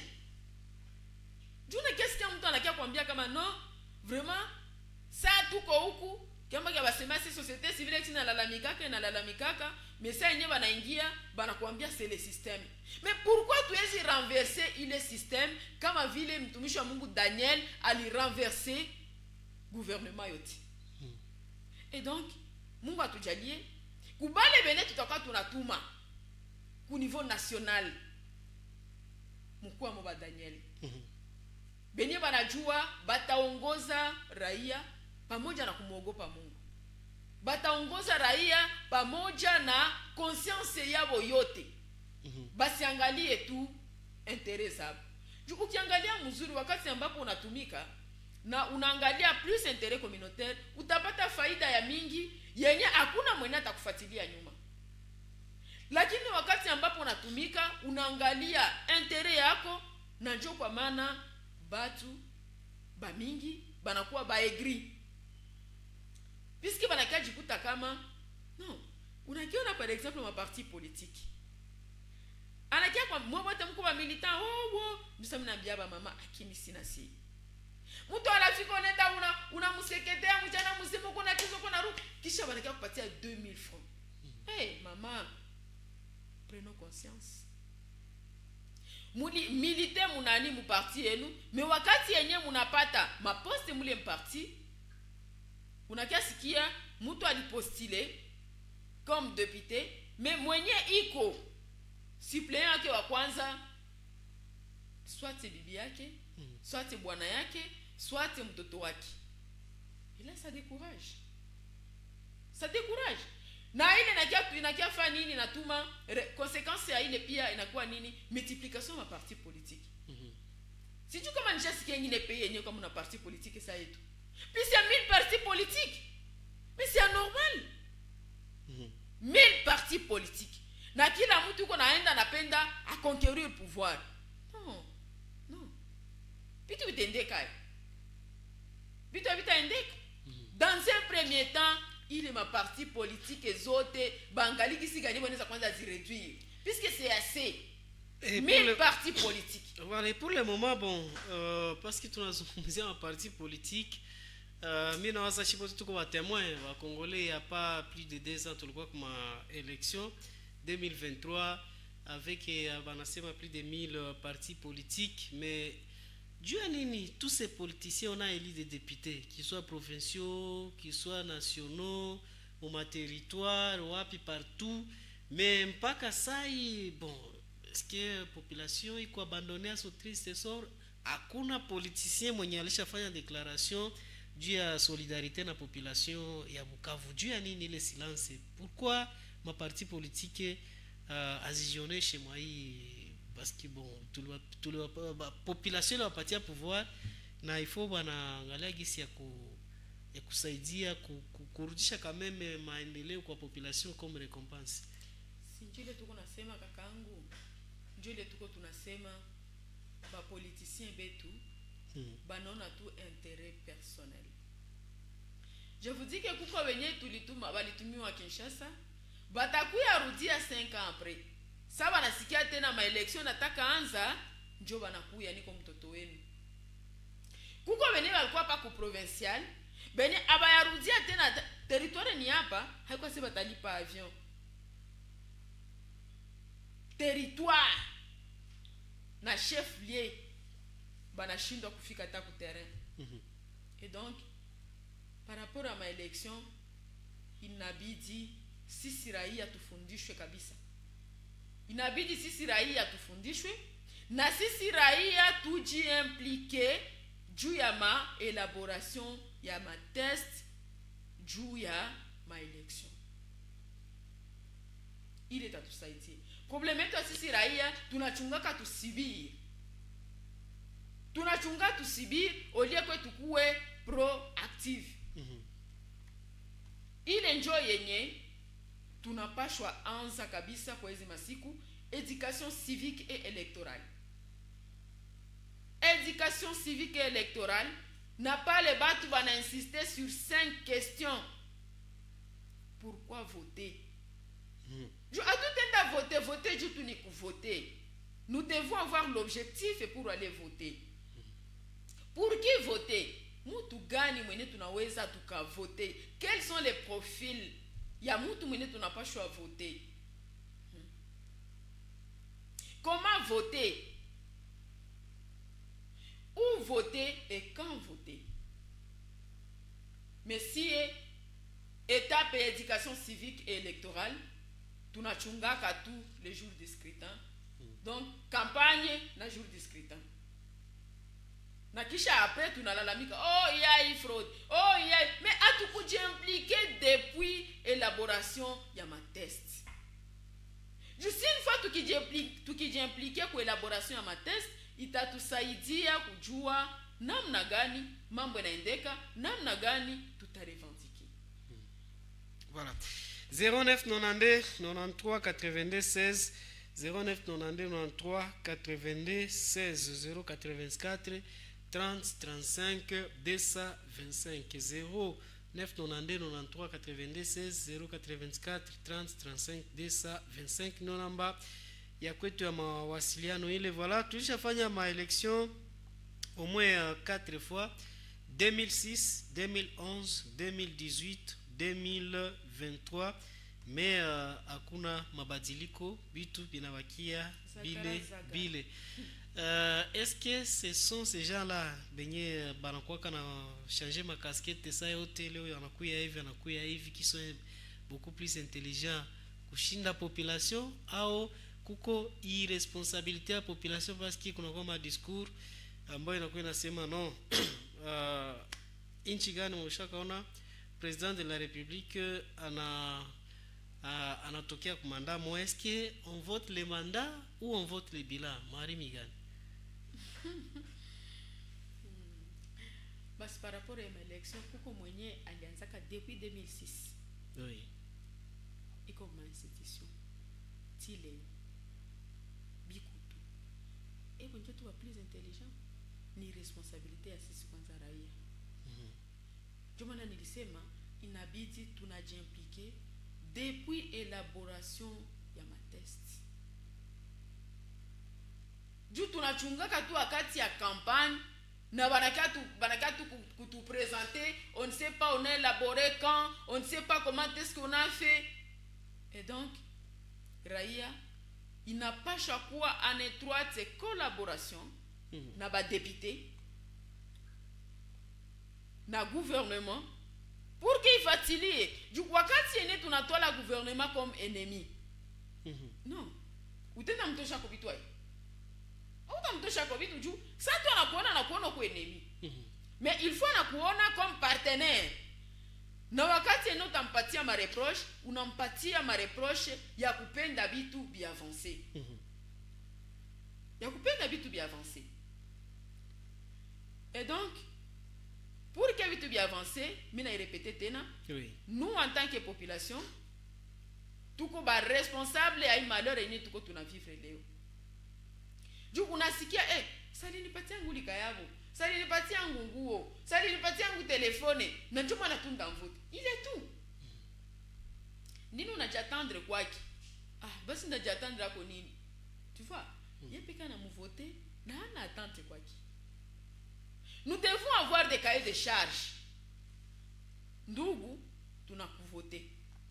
Mais ukifika kule, voici bene tunakulomba par rapport ya ma responsabilité zako. Juu wakati yenye mwenye anapenda kwa deputy na kia kwambia mkinivote ndajenga kilalo. No. Kazi yako iko kujenga kilalo. Kazi ya deputy iko kujenga kilalo. Deputy iko na role 3. Juku kwa benibi kwa nenda wanajitia ba deputy na abajiro leabo ni nini? Utakia jenga kilalo, utakia jenga soko. Haiko parmi matribution zako. Kazi yako ni kukuya ku terrain, mu circonscription. Kia kwanza kia batajua kama uko député au niveau provincial, uko élu par exemple wa Bukavu, mais ujue kama una représenter les 9 circonscriptions électorales ya Sud Kivu. Oui.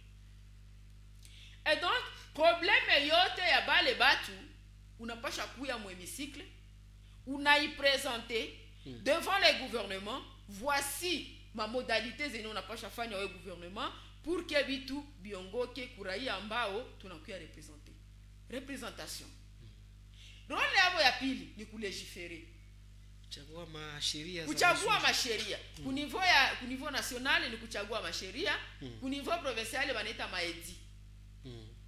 Na ile maezi itatokana na nini? Itatokana na ile mashida zenye ulikumbana nazo, zenye raia balikuambia, ndio itatuma mnaandika ile sheria. Haitakuwa sheria tu ya mubiro climatize. Na ya tatu ni kukontrole sasa gouvernement. Kuangalia ewan, tulisema juu ya hii dossier, juu ya hii dossier, juu ya hii dossier. Est-ce que mulirealize? Na ndio maana ku niveau ya assemblée, ikuwe nationale, ikuwe provinciale, kuko ma commission. Na zile ma commission ndio zitenda zinapita kukila domaine yenye inabahusu. Na sisi raia tunapasha jua eske bale mbao tulichagula wako wanajue ile role tatu. Voilà, donc voilà. La responsabilité ya kabambi iko kwetu sisi raia. Na wakati ambapo sisi raia tutaprendre conscience, bitu bitabadilika. Voilà, bon, ma élection toujours, est-ce qu'il y a quoi aussi échec à ma élection ku voter batu wenye walikuwa natokea nje? Parce que tuka voter peut-être mwaiko na moyens zake. C'est vrai que ni mtu mwelezaliwaka au ni originaire wa entité ya Shabunda par exemple, mais anaishi Bruxelles, mais tellement qu'elle tokea Bruxelles, on donne beaucoup plus confiance kwa ule mwalitokea Bruxelles que mtu mwenye aishi mule mu Shabunda, mwenye labda yeye anaweza kuwa na hiyo souci ya kudeveloper ile entité, mais unapatia pouvoir mtu parce que tu ni originaire alitokea fasi fulani na njoo mwenye anakuwa iliko mdepite. Par rapport à ile tunarudia tena ni vitu mbili. Cha kwanza ni niveau ya pauvreté. Niveau ya pauvreté iko ya mingi. Niveau ya pauvreté. Donc anaona sa mtu anampatia kakitu kidogo na pale inafunika ile misère yenye alikuwa nayo. Unaweza jimaginer kwa hii ma election mtu alikwesha kwa najua fulani mwenda vote, fulani enda vote. Kukuchia kesho. Leo banachinja ngombe, banampatia mnofu ya nyama, anasahau vile vote wenye ule mwenye alipashwa vota alimfanizia anaenda na vote ule. Ndio kwa kwanza niveau ya pauvreté iko yulu sana. Iko yulu. Na ile pauvreté iko ku niveau mbili. Pauvreté morale, donc psychologique, na pauvreté économique. Na ya pili ni kusema kama atujue wenye tunapendaka. Njuma natuambia mu recherche, ukienda tafuta wenye haujue, utapata wenye haujue. Ukienda tafuta wenye haujue, utapata wenye haujue. So inabidi tujue tunataka nini, tunapenda nini, mbele tuchague. Voilà. Et pendant tout ce temps, banaonesha Kongomani kama Rwanda ndio ennemi numéro 1 wa nchi ya Congo. Est-ce que c'est Rwanda qui empêche que Wakongomani wasijenge barabara? Est-ce que ni Rwanda ndio anaempêche que maji isikue? Est-ce que ni Rwanda ndio anaempêche que moto isikue, batoto wasisome bien? Parce que tunaji rendre compte que aussi hii mwaka moya masomo ni kufabrike tutu batoto wa baimalize, mais conséquence ya ile kule mbele itakia kuwa nini? Batena na mainsuffisance ya mingi mkichwa na juu ya kujirattrape par rapport na wengine watoto wenye walisoma régulièrement, hii mwaka itakuwa shida sana. Ujumbe za auditeur, jambo journaliste, ni Roger kutoka Panzi. Donc ni kusema Joseph Kabila hakukuya juu ya amani, na bila kusahau kama fimbo ilimpiga mbanda yako usichie chini ya kitanda. Ukumbuke venye alifanyiaka Moise Katumbi. Jambo Sven, shida ya ile yote ni kukuwa na president wa republike mwenye hajiasime. Juu bengine bote mecho yabo inakuwaka iko naangalia comportement yenye kiongozi ataafishe mbele yabo. Mukongo muko mank ya leadership. Na kuhusu mambo ya election yenye mama Migani iko nasema bile njo mwanzo ya shida za kupata viongozi venye habastahili. Juu corruption haina wa kuikataza juu ya manke ya leadership. Kila mkongomani anakuwaka na buro ya kufika kumadaraka juu achume pesa awine bamuache na atumikishe bashenzi sawa. Bon, si terme on l'a utilisé, terme que c'est quoi, mais patriotisme zéro. Ni Romain ambaye anakuwa anatuma message. Bonjour journaliste, problème ni wale tu. Ni Theo. Bonjour Radio Sven. Federalisme ni ya mzuri sana juu ya kudevelope ma province zetu. Avec unitarisme na kapitale Kinshasa, hii Congo haitajitoshaka mwa hizi shida. Congo est un indivisible. Saa Kinshasa inatutwala pesa zote za maprovince kuzikula. Kinshasa saa ya maendeleo hakuna kitu. Ni Melchior Tungama ambaye anakuwa natufuata. Merci. Bonjour journaliste, kuhusu arrive ya bwana Kabila ni mzuri sana kwangu, kwani ni yeye ambaye anajua piste de solution yenye aliweza kafanya mu 2013 na vita ikaisha. Vraiment Kabila ni docteur wa hii pays, tusimufaire enterrer juu tukifanya comparaison ya manda yake na ya leo kuko difference sana ngambo zote. Angalia ku niveau ya transport, tulikuwa nalipa Bukavu Kamituga 50,000 francs, mais leo ni 300,000 francs. Bunga ya muindi ilikuwa 25 kg ku 12,000 francs, mais angalia leo kwenye tuko to ilikuwa ku 1,600 francs, mais leo tuko wapi? Vraiment tupatie mtu maua yake wakati angali mzima. Ali John depuis Panzi mwenye anakuwa nasukuma ujumbe. Bonjour, Aiko Nyamugabo njo alifikishaka Goudron Nyantende, ni wakati ya Ngwabije. Bon, peu importe, mais tunasema continuité ya l'État. Donc vitu quand même kuko na kwa matrace, mtu akitoka anaacha trace kidogo, mwenye atakuya hata anzia tena aseme ku place 24 afiki Nyantende, mais ataanzia kule juu aendelee. Mais probleme ni nini? Ifo wanakuwa wanavifanya na wakati, kama ni muina ne kama ni mudeza, mais isikwe manda mzima 5 inakula tu barabara ya 2 km, ile ndio inakuwa ingine problem. Kwa kama Kabila anakuya, mimi najua anakuya twala voilà, unakuwa na usikwe na achanisha, bon unakuwa na achanisha message juu tuisome mzuri ndugu.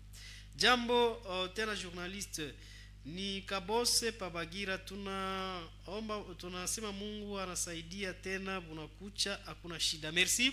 0992 93 82 16 0992 93 82 16 084 35 225 084 30 35 225. Ujumbe zinakuwa ndani ya simu ya kwetu. Voilà, mama Mari Migano, na unaelewa ujumbe za auditeur. Atujue commentaire gani kidogo unakuwa nayo kuhusu ujumbe za kwao? Oui, par rapport à ule mwenye anasema juu ya barabara. Oui. Iko na raison. Mais si preoccupation yetu ilikuwa kusema inabidi kuanzia kwenye mwingine alishia. Isikuwe wewe unakuya unatia table rase kwenye mwingine alifanya. Pale itatusaidia kuendelea. Mais aussi wakati yenye unakuya usikamate donc predecesseur wako ndio anayoka comme ennemi. Predecesseur wako ndio mwenye anapasha kukusaidia. Ewan, mimi wakati nilipataka shida ya hivi, voici comment est-ce que nilijan sortir. Mimi nakumbuka wakati ya ile remise, donc passation de pouvoir 24 janvier 2019. 24 janvier 2019. Marie-Olive Lembe, la première dame honoraire, alileteaka mwenzake Denise Nyakeru kado, na ilikuwa statuette. Ile statuette ilikuwa ni mama mwenye anabeba mzigo kabisa, inamupita kabisa mkicho maki, mama iko hivi. Ile statuette ilikuwa inasema sana, ilikuwa inaonyesha kama munatwala pouvoir, mais mjue kama ni mzigo kabambi yenye we kama vile mama unabeba. Sababu wakati ambapo wewe baba uko naongoza na mama anakusaidia, utakuwa na tu vitote huko vinapita mzuri. Wakati wewe mama uko naongoza na baba anakusindikiza, utaona tu vitu biko vinapita mzuri kisi vinapashwa enda. Ile ndio tunainsiste kwa hiyo kwa viongozi wetu, haifai kutupilia yule ambaye alikutangulia. Sababu yule ambaye alikutangulia anajua, alipitia vya mingi na anajua vya mingi, binaweza kusaidia comme orientation. Bien sûr bakubwa banakuwa na ba conseiller, mais même si uko na ba conseiller, inabidi wewe peke kwanza unajua mimi nataka nini. Mimi nataka badilisha nini. Na sasa nakia kukuconseiller, unaangalia eske ni ligne droite yangu. Juu wakati yenyewe uko na dirige, ukishindwa hawatasema ni equipe ndio ilishindwa. Ni chef ndio alishinda. Voilà pourquoi 18 ans iko kukichwa ya Kabila, alors que njoo natoka tunasema hakukuwa ministre. Oui hakukuwa yeye, alikuwa na ba ministre, kulikuwa ba député, mais yote iko kukichwa yake. C'est pour dire que wakati yenye uko chef, uko najua unataka nini na unataka badilisha nini, na kisha wewe peke kwanza unajievaluer avant que batu bakuevaluer.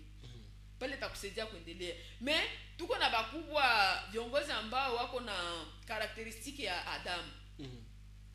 Adam wakati Mungu alimpatia instruction ya kusema ya kwamba ulinde hii shamba ya Eden, utakula matunda yote sauf hii ya katikati.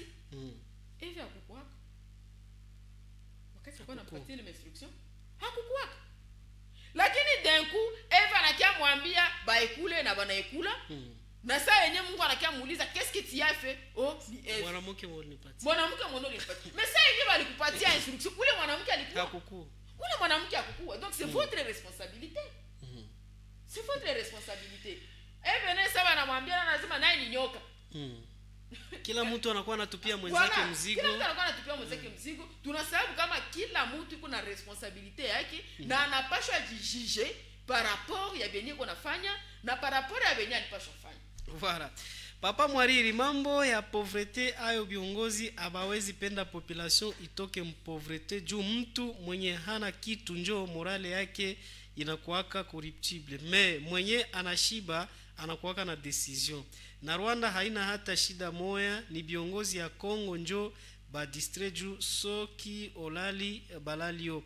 Ba dirigeant congolais ni banasinzia, voilà, ni banasinzia. Wangu mukila inchi kwa leo raisi anaangaliaka gisi population na patrie yake ita exister, mais pour les dirigeants congolais c'est le contraire. Eux cherchent comment famille zabo zita vivre dans l'au-delà Europe. Donc ni Romain ambaye anakuwa anatusukumia ujumbe. Papa journaliste, hii SMS yangu haibanane, iko espacé. Unatafuta isoma kisha unaiacha. Kama Kabila anakuya, mimi najua anakia twala mifu ya batu benye batu yake. Voilà, mimi niko nasoma textuellement vile uliandika. Mena anakuya twala mifu ya batu benye batu yake ba M23 bako naua. Aache buchimbi, kama ni mkongomani wa kweli atusaidie arudishe batu yake ya M23. Ni mkaaji wa Bukavu. Shit kwa kenjo kwa question tululiza, c'est parce que président de la République Félix Tshisekedi alizaka déclarer kama AFC égale Joseph Kabila. Mais d'une autre part, wakati Kabila alikuwa na mibi, il y a de certains de nos confrères wenyewe walizaka kumsogelea wakamuuliza donc mwenye alikugomboa kwa madaraka alisema kama wewe njoo uko nyuma ya AFC M23, akajibia naye seulement gisi alipashwa akajibia, anasema no, kama ingekuwa kama mimi njoo niko nyuma ya hayo haiko hivi ndio vitu vingekuwa. Et donc na prochainement ça mtakuwa mnamuona mumuulize preuve. Donc kama na wewe uko na preuve ya kusema kama Joseph Kabila njoo uko nyuma ya AFC M23, c'est mieux kuisema aussi. Bonjour Mwariri, mina penda hii emission yako sana. Naomba prochainement uniinvite kwa emission yako juu ya kuchangia kuimiza wandugu juu ya kusaidia kimawazo kwa kujenga jimbo letu. Ni Melchior Tungana. Merci beaucoup. Tutakuwa tuna chunga ama tunaweka numero yako prochainement, tuone kama tunaweza kukuinvite ndani ya hii kipindi. Ndugu anauliza, bonjour journaliste, êtes-vous sûr que Jikaka est à Goma? Mimi nawaza tulikuwa clair kwa ile question, tukasema mais c'est une actualité. Wakati alikuwa nje alisemaka bientôt nda atterrir muinchi na itakuwa partie orientale. Alors RFI ika faire circuler message kama président Kabila iko Goma. Alors ni actualité quand même haiwezi pita inaperçu. Mena mama Marie Migani, tunaenda fika mwisho ya kipindi, me kwa hii situation tuko mwayo saa hii tunaweza fanya nini pour que hii nchi, parce que kuna kwa wenye wana proposer federalisme, jambo ambayo inakuwa au encourager, kuna kuwa parti ya nchi iko sous occupation ya AFC M23, ingine parti ya nchi gouvernement congolais ndio inakuwa inakontrole. Bakongomani banaweza fanya nini au juste pour que menace ya kwanza tunasikia AFC M23 ilikuya kuempêcher révision ama changement ya constitution, mais wakati wana proposer federalisme ni ile constitution tena itakuwa inagusiwa mwayo. Donc on va comprendre kama constitution haita échapper ku kitu. Kwa hiyo situation yenyewe tunakuwa mwayo sasa, mais que faire pour que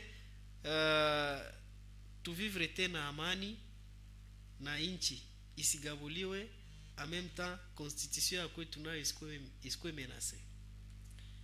Mimi narudia tena kusema ya kwamba wakati yenye haujui wenye uko unatafuta, utapata wenye haujui. Hiyo wakati ya constitution nilikuwa tena ilikuwa c'était un samedi, tribune du changement. Tukasema ya kwamba mtu mbele ya kusema kitu inabidi unajua unapenda nini. Constitution yetu iko gisi iko. Mais nini tunapenda? Est-ce que tunapenda tu changer? Kuchanger c'est-à-dire que bitu yote tunabadilisha. Est-ce que tunapenda tu réviser? Kureviser c'est-à-dire que tunabakiana na article zimoya, mais article fulani njo yenye tunagusia. Njo yenye. Et donc hatutazama tunakatala basiguse ku constitution, mais banataka nini na constitution? Kwa kuigusa nini inahitajika? Population ataprofite nini mkugusa ile constitution? Ama kwa kuiacha vile population ataprofite nini? Ndio maana mimi nasema kama sisi population tuko na tatizo. Tatizo kubwa yenye tuko nayo, uko naona meme basomi, même les universitaires. Hii mnakupatia uifesa vile tepe. Ulize ba universitaire bakumi, bangapi beshaka soma constitution? Utapata jibu. Na bamango bamingi wanatufuata sana. Na kuko mwenye abajue nombre ya article yenye constitution. Ajue nombre ya article yenye constitution iko nayo. Et donc si pour que kwa kusema babadilishe wala basibadilishe, tunaangalia kwanza ile yenye na kuhusia kwanza intérêt zetu si population. Tukishajua zile zenye zinagusia intérêt zetu si population, tutasema sasa nini nene mtatushe kwa hii na nini nene mtaacha kwa hii. Unaona?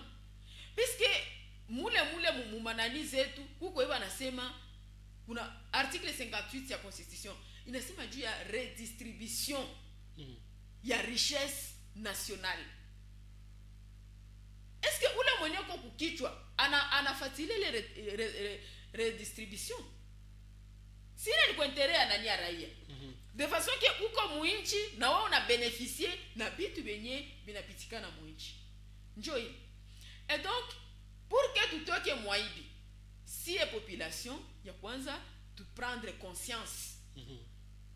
Kusema kama na sie tuko complice kwa hivi benye biko binapitia. Tuko complice. na tutoke mwa ile complicité yenye tuko mwayo. Ya pili, awa viongozi wawili hii mouvement na gouvernement banajua wenye biko amu. Sie tuwaamene baikale kutable, baangalie par rapport ya makoro yabo, nini yenye iliheshimiwa, nini yenye kuheshimiwa, na namna gani bata concilier ile yenye nakosekana pour que batu ba vivre ensemble. Puisque wakati yenye batu banaishi pamoja, banaishi muamani, hakuna kitu kina kiwezi tendeka. Lakini leo hivi angali situation yetu tuko tunaishi amu inatuexpose mu situation yenye takuwa irreversible. Parce que tunakuwa tunaona mouvement AFC M23 ba animateur yawe ba mingi. Unakuwa nikuta ni ba ancien cadre politique ya Congo. Ça veut dire que abiko ba étranger ba kusema sema alitokea mbali, ni mtu mwenye alikuwa na wewe mnaishi naye mwingine moja, iko na mabien zake mwa hii mwingine alikomalia humu, et puis ni cadre wa AFC M23. Alors c'est une affaire entre Congolais. Oui. Na il faut ba Congolais banakala fasi moya bana pour que tu trouver solution. Les messages c'est là en famille bana tafuta solution gisi inchi. De toutes les façons inchi haita lungula. De toutes les façons le Congo itabakia ile. Na kusi wazazi journaliste tunasema kwa hivi mavi ya mtoto wa mwingine kushe. Mais wazazi leo ndio baba kusete na mavi ya mtoto. Ishaka kwa tuma pamperse mavi ya mtoto ziko na tupua kiolela, habajui tena wa ta importance ya mavi ya mtoto. Bana tuambia kama lunch yene mtoto wako aliniambia hapo utatosha kabisa, unanao mwa ile mavi unaitosha purke na sio na niko kuna yangalia hivi kama inatakata. Lakini lunch ya mtoto ya mwingine utatosha hivi mema hata kuigusa unaona sasa vile inakuwa nausea. Njo situation yetu tuko mwayo leo. Et donc tunapashwa ikala fasi moja tuangalie nini kabisa ine tunaweza kufanya pour que nani rudi. Je crains ma conséquences zineziko irreversible. Zene tuko tunaenda tunakuria. Zinasta kutusaidia kuendelea. Na wale wakubwa wajue kama naye kuwe mouvement, naye kuwe gouvernement, wakati yenyewe wako na watu ambao wako wagonjwa, hakuna kitu ambacho watabeneficie davantage. Voilà, jambo Radio Sven, mtu mwenye anaweza sema kama M23 haiko ya kabila, manake naye ni mtu wa M23. Nikale depuis Bagira quartier D. Merci. Ule baba siku alikuwaka ku pouvoir juu ya nini? Alikuwaka na tosha ba officier ya Congo na kutia ba Rwanda mujeshi. Bile byote njo maana tunaonaka saa aezi kosa mwa ile lisolo ya Bayomba. Mwingine anasema bonjour Sven, vraiment kweli na mie kama niko rais mimi napashwa fanya venye Kagame iko nafanya juu c'est réel. Hakuna siku soldat wa Rwanda alishakavuka mpaka na hakuna mkongomani mwenye alimuita na iko nalia. Daer Kagame anafanyaka assistance à la personne en danger. Voilà. Aseme panya ya inje kiingia munyumba, ça veut dire que panya ya munyumba ndio lende kokota inje kaileta. Jambo John, ni bienfait kutoka Limanga. Jana magharibi pale kwa entre ya moske Nyamugo, papa mumoya alichokoza basolda, akaanza balalamikia eti ni bamwizi na kuanza kamata maimage. Or basolda balikuwa habo mugari wako napita. Chef wa quartier Nyamugo ashaurie batu yake juu ile haiko bien. Kutukana batu benye abasemeshe mtu ni Mungu tu. Voilà, juu bale basoda balitumia hekima. Voilà. Kwa wengine wanaprovoka kifo hapo tu. Jambo wa ndugu, ni haya sana kubyenye biko napitikana Mukongo. Felix analeta ba mercenaire ba Burundi na ba Roumain kuua wakongomani, na M23 nayo inaleta ba Rwanda njo bauwe bakongomani. Sasa shie batoto ya Mukongo tuko na kosa gani? Na Kabila juu ya nini hakuenda Kinshasa wala province nyingine Mukongo? Manake njo chef wa M23 gisi banasemaka. Voilà, tunaenda maliza vraiment kipindi ya kwetu. C'est vrai, est-ce que kama kunaweza kuwa militaire rwandais mu Congo, si le plan international également minaweza viruhusiwe kuingia mwinchi ya watu bila autorisation la wala bila maakoro zenye zinaweza kuwa, eske kama kuko jeshi ya Rwanda mu Congo ni ilijileta yo peke wala kwa wakongomani benye waliwaleta, hilo tena kwa ni maprobleme le vivre ensemble mwinchi na kwa na causer probleme sana. Madame Marie Migani, le vivre ensemble haiko simba katusi wote tukwe wakongomani. Akwe Rwandais, akwe Burundi, akwe Uganda, akipenda kuishi kwetu inabidi anashika sheria yetu sawa vile inaandikiwa. Mimi nakupatia example, niko na mtoto wa kaka yangu mwenye kwa Etats-Unis ni soldat américain. Ni soldat. Et donc wakati anaenda kunani kuingia mwa ile nationalité, anapasha kujikonformer kuma sheria zenye ziko. Mais si tatizo yenye tuko nayo ni mwenye anakuya anapenda yenjo mwenye apane order. Njo tu tatizo. Mais ukikuya na unashika sheria yenye inchi inakupatia, hakuna tatizo. D'ailleurs sisi wakongomani tuko eparpillé fasi yote. Nilisikia d'ailleurs Bruxelles kuko mama mwenye alikuwa maire, kama ni maire kama ni nini pale, niliona wanamuonesha kabisa c'est une congolaise. Mais est-ce que ba belge wakasema huyu ni voilà. Et donc alienda kule anafata ile sheria yenye inabarejir. Ya mubaya ni kusema kukuya nunapenda wenjo mwenye uanze domine. Na ile feti ya kusema vitu abiendeki ni juu ya Kagame, mimi sikuwaki d'accord na ile. Sikuwa d'accord, ni responsabilité yetu. Depuis quand banaanza sema juu ya ngomo? Depuis quand? C'est pas le gouvernement rwandais. Haiko gouvernement rwandais inakataza ngomo isijengewe, na kama hatuna diplomasia haiko kosa ya Rwanda. Tout ça. Kama Rwanda inashinda Kongo diplomatie, donc ni kosa ya wakongomani wopeke. Tunatoa projet mbili yenye pasha fanyika Rwanda na Kongo. Mais ukiangalia état d'avancement ya yenye kushafanyika Rwanda na yenye iko kwetu, c'est tellement différent. Et peut-être même prendre conscience, tuache ile akili ya bwadamu ya kuvalishana mizigo, kushindwa kujiasime. Unashindwa kisha unakuwa ni juu ya fulani. Hapana. Voilà, Congo. On doit savoir s'assumer. Voilà, merci beaucoup. Kongo haina bahati. Kagame alishaka tuona bayuma sana, ndio maana kwa juu ukiona duru iko na kitu na ajue valere yake, mwerevu anamunyanganyaka kwa werevu. Mama Marie iko ansemea jika kami na musikia. Voilà. Haiwezi kuwa kugusa constitution itasaidia ba M23 banarudia. Et je souhaite meilleurs vœux de Pâques au chef de quartier Moulambula, Papa Floribert Chuma, Safari, enseignant de la 4e au complexe scolaire Chris Roy Sauveur. Voilà, Chris Roy Sauveur signe le message. Merci beaucoup.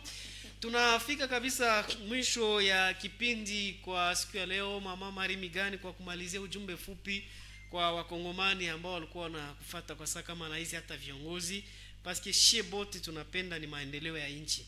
Hatutaama hii nchi juu tuko mwa hii situation, tuko na besoin hii nchi tuijenge pamoja na ikuwe paradis yetu yenyewe tunatayarishia watoto wa kesho. Ndio, asante sana. Tunashukuru wale wote ambao walitufuata. Tunashukuru kwa intervention mbalimbali za wengine ambao walileta maoni. Tunawashukuru na tunaitwa tufanye introspection juu ya maendeleo ya nchi yetu. Na ile introspection kila mtu ajiulize responsabilite yangu iko ku niveau gani pour que nchi yetu iendelee. Na wakuu viongozi wetu tunawaomba wakuwe wa Daniel wa nchi yetu. Wasiendelee kuangalia maintérêt personnel zao, waangalie maintérêt communautaire ili watu wa ngazi za chini nao wajikute muinchi, sababu hatuna inchi mbili. Ni inchi moja pamoja na mali ambayo ineko ndani, na sisi wote tupate kubenefisie na mali ambayo Mungu alitupatia katika nchi yetu ya Kongo. Asante kwake mama Marie Migani. Bonjour Sven. Tusikuwe na jije selon mecho kwenye yetu inaishia. Haiko Joseph Kabila njo aliharibisha inchi, hapana. D'ailleurs ule vie ni wa kutupia maua, oui, ni mwanadamu me alifanya pacification ya inchi. Mama anasema mwenye anakuya asipane ordre kama mwenye alimuleta epeke hana ordre. Voilà, kama mwenye alimuleta epeke hana ordre bitakuwa Barwande ni bandugu na Kagame hana shida, ni bakongole njo benye hivi vyote. Voilà, merci beaucoup. Tunafikia kabisa mwisho ya kipindi ya kwetu ya siku ya leo. Kipindi nakuwa inaitwa ulimwengu, yani uwanja wa mabadiliko. Tafadhali, uwanja wa mabadiliko kunako Radio Sven na kwenda kujia kwa kawaida kila siku ya Mungu majira ya saa 7 mpaka saa 9. Kama kawaida anakuwa anaipitisha ni Jidite Sifa Zialiro, lakini kwa siku ya leo alikuwa iko empêché. Prochainement mtakuwa naye ndani ya kipindi. Ni mimi Bienfait Mazami nilikuwa mbele ya microphone kwa ajili ya utangazaji. Ufundi huko sehemu ya radio ilikuwa ni ndugu Shukuru Muderwa, na kwenye YouTube ilikuwa ni Moize Ilunga Basedeki. Tunasema asante na tukutane kwa wiki ijayo kwa majaliwa Mwenyezi Mungu. Bye bye.